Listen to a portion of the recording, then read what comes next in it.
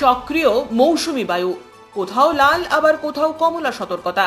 সপ্তাহ শেষে কালো মেঘে ঢাকা জলপাইগুড়ি সহ উত্তরের আকাশ, অর্পাবান সহ ভূমিধসের আশঙ্কা। মৌসুমী বায়ু সক্রিয় হতেই দুর্যোগের ঘনঘটা।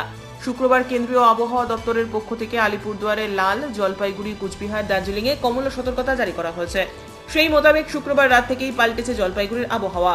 গত কয়েকদিন ধরে তীব্র দাবদাহর সঙ্গে আর্দ্রতাজনিত অস্বস্তি কাটিয়ে অনেকটাই যেন স্বাভাবিক ছন্দে ফিরে আসছে।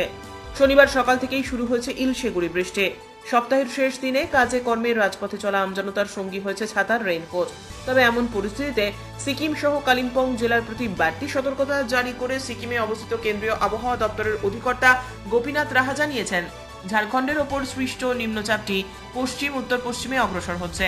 সেই কারণেই মৌসুমী বায়ুর পূর্ব প্রান্ত ফের সক্রিয় হওয়াতেই আগামী 6ই আগস্ট পর্যন্ত উত্তরের পাহাড় ও সমতলে এই দুর্যোগ চলবে। এই কারণে ভূমিধস এবং হরপাবানের আশঙ্কা রয়েছে, আর সেই কারণেই আতঙ্কিত হয়ে রয়েছেন এলাকাবাসী। অপরদিকে গত 24 ঘন্টায় জলপাইগুড়িতে বৃষ্টিপাতের পরিমাণ মাত্র 9.60 মিলিমিটার, শিলিগুড়িতে 5.40 মিলিমিটার, আলিপুরদুয়ারে 12.40 মিলিমিটার, হাসিমারায় 47.60 মিলিমিটার। ব্যুরো রিপোর্ট, উত্তরের প্রহরী।